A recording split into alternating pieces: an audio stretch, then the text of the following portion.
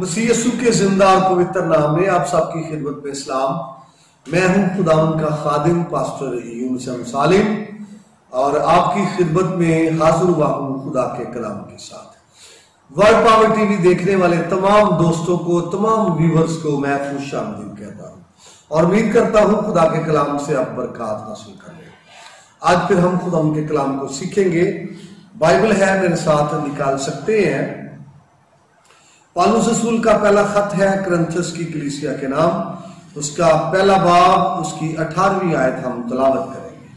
दोबारा सुनिए, पौलुस रसूल का पहला खत है कुरिन्थियों की कलीसिया के नाम, उसका पहला बाब 18वीं आयत। खुदा के कलाम में यूं मरकूम है, क्योंकि सलीब का पैगाम हलाक होने वालों के नजदीक तो बेवकूफी है, मगर हम निजात पाने वालों के नजदीक खुदा की कुदरत है। खुदा के पाक कलाम के सबसे आज हमें बड़ी बरकत मिले, आमीन। मेरे अजीजों, आज हम बात करेंगे सलीबी मालूमात इस टॉपिक के साथ, या मालूमात सलीब, इस टॉपिक के साथ हम बात करेंगे, जिसमें आप सलीब के हवाले से जो मालूमात है वो हासिल करेंगे। तो सबसे पहली बात याद कीजिए, जो लफ्ज सलीब है ये अरबी जुबान का है और लफ्ज सलब से निकला है, और लफ्ज सलीब और सलब और सुलब इनकी एक ही रूट है। और जो सलब है वो हड्डी को कहते हैं, और इसी से वो सुलब है उस गूदे को कहते हैं जो हड्डियों के अंदर होता है, और इसी से लफ्ज सलीब है जिसके बारे में उलमा का ख्याल है कि हड्डी तोड़कर गूदा निकालना, ये सलीब के मीनिंग बताए जाते हैं। और जो सुलब है उस गूदे के लिए जो हड्डियों के अंदर है, ये भी बयान किया गया है कि इसका तर्जुमा नस्ल भी उसको कहा जाता है, उसको नुतफा भी कहा जाता है, और उसको वो गूदा, वो मादा जो हड्डियों के अंदर होता है उसको सुलब कहते हैं। और ये भी सलब से रिलेटेड है, जिस तरह सलीब सलब से रिलेटेड है। तो इंग्लिश में इसी के लिए लफ्ज जो है वो क्रॉस इस्तेमाल होता है सलीब के लिए, और इसके अंदर ये सेंस है कि दो लकड़ियां हैं जो एक दूसरे को क्रॉस कर रही हैं। इसी तरह से यूनानी जुबान में सलीब के लिए जो लफ्ज इस्तेमाल होता है वो है स्टिवरोस। तो स्टिवरोस जो है उसका तर्जुमा सलीब, सूली और फिर छड़ी या लाठी किया गया है। इसी तरह से इब्रानी जुबान में सलीब के लिए जो लफ्ज इस्तेमाल हुआ है वो है सलीब, क्योंकि ये मसीह की सलीब है। और इसी हवाले में मैंने इसको चेक किया है, तो इसके साथ हरफे तखसीस या हरफे तारीफ लगा हुआ है, यानी आर्टिकल इसके साथ लगा हुआ है। तो सलीब की बजाय फिर ये हसलीब इसका तलफ़्फ़ुज़ बनेगा, यानी दा क्रॉस, कोई खास सलीब है, आम नहीं। तो आपको याद होना चाहिए ये यीशु मसीह की सलीब है, इसलिए इसके साथ ये खूबसूरत लफ्ज हरफे तखसीस लगा है। जी, हम आगे बढ़ेंगे। ये जो लफ्ज सलीब है, इससे पेशतर कि इसका आगाज हो, शुरू में इसका तरीका कार ये था, और ये शरीयत में मौजूद है कि मुजरिम को सजा देने के बाद, मुजरिम को मौत देने के बाद उसकी जो डेड बॉडी है, उसकी जो लाश है, उसको दरख्त पर लटका दिया जाता था। लेकिन ये काम वहां किया जाता था जहां से लोगों का गुजर होता था, और लोग उसकी डेड बॉडी को गुजरते हुए देखते और ये इबरत हासिल करते थे।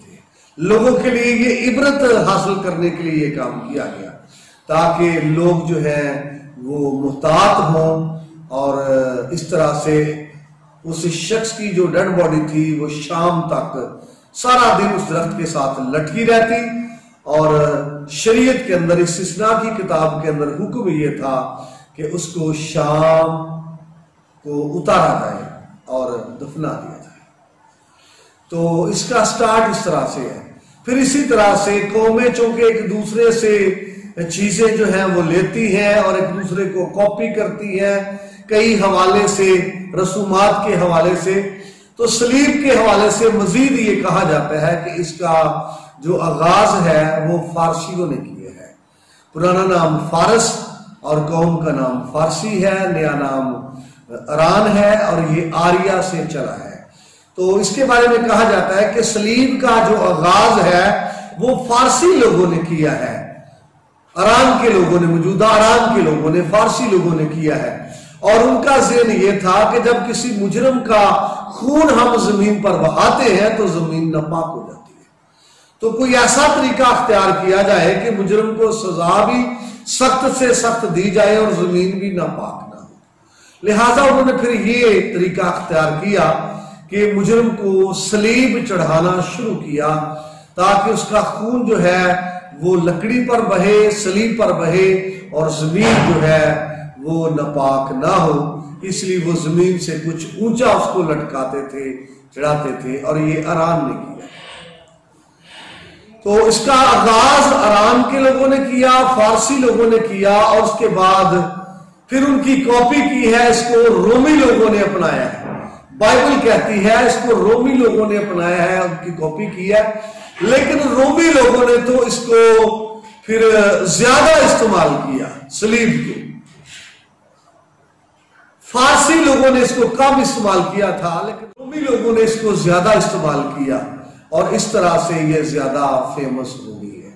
میں آپ کو بتانا چاہتا ہوں جب رومی لوگوں میں ہزار سالی کا دور تھا تو وہ مختلف طریقے تھے سزائے موت دینے کے، جیسے سزا دینے کے کسی کو ابلتے تیل میں پھینکا جاتا، اور کسی کو درندوں یعنی شیروں کے سامنے پھینکا جاتا، کسی کی بینسے کے ساتھ کشتی ہوتی اور اس طرح سے وہ مر جاتا، کسی کو کینڈل کی طرح جلایا جاتا، اس کی روشنی کی جاتی، اور کسی کو ملک بدر کیا جاتا، کسی کو صلیب دیا جاتا، اور کسی کو کلہاڑی سے مارا جاتا، اور کسی کو کسی نہ کسی طرح سے۔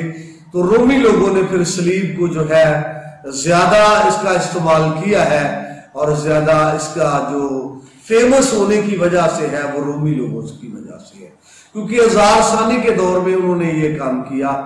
جیسا ہم سب جانتے ہیں یسوع مسیح کو انہوں نے صلیب دیا، اور پھر پطرس کو بھی انہوں نے صلیب دیا، پھر اندریاس کو بھی انہوں نے صلیب دیا، علاوہ ازیں اور بہت سے لوگوں کو انہوں نے صلیب دیا۔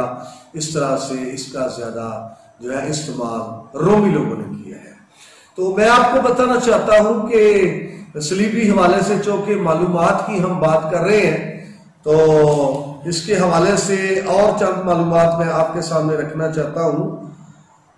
تو سب سے پہلی بات یہ ہے کہ ہاتھ سے صلیب بنانے کا جو آغاز ہے وہ جو تیسری صدی ہے اس دور میں ہوا، یعنی جیسے ایسے ہاتھ سے جب صلیب بنائی جاتی ہے یہ تیسری صدی میں اس کا آغاز ہوا ہے۔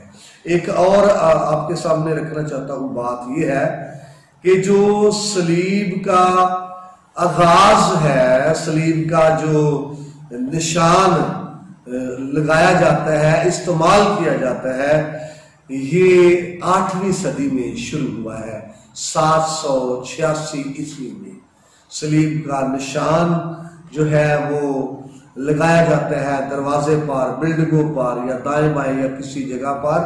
تو یہ 8ویں صدی میں یعنی 786 کافمی میں اس کا آغاز ہوا۔ کلیسیا کے آغاز میں آپ کو بتانا چاہتا ہوں کہ 4تھی صدی میں یہ کہا جاتا ہے کہ علماء بیٹھے تو ان کے سامنے 4 نشان تھے جن کو وہ کہتے تھے کہ ان میں سے کوئی نشان جو ہے وہ اس کو چننا ہے کرسچینٹی کے نشان کے لیے۔ تو ان میں ایک نشان تھا مچھلی کا، اور ایک نشان تھا صلیب کا، اور ایک نشان تھا چابی کا، اور ایک نشان تھا برے کا۔ تو کلیسیا کی تاریخ میں یہ 4 نشان تھے جو رکھے گئے اور پیش کیا گیا کہ ان 4 نشانوں میں سے آپ جو ہے وہ چن سکتے ہیں۔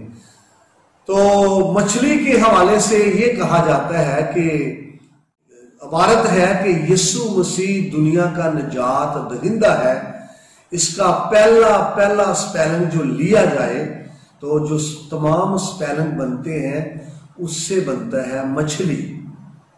اس کا ترجمہ مچھلی کیا جاتا ہے۔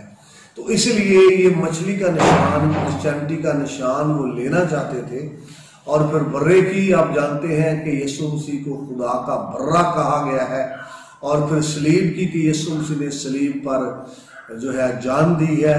تو اسی طرح سے یہ نشان جو تھے رکھے گئے، اور پھر ان میں سے صلیب کا نشان جو ہے وہ چنا گیا، اس کا انتخاب ہوا کہ یہ کرسچینٹی کا نشان ہوگا۔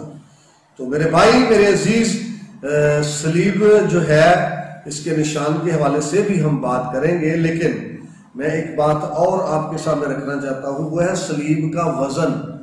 تو اس کے حوالے سے جو ہے علماء وہ اس کے بارے میں یہ کہتے ہیں کہ صلیب کا جو وزن ہے وہ 125 پاؤنڈ تھا۔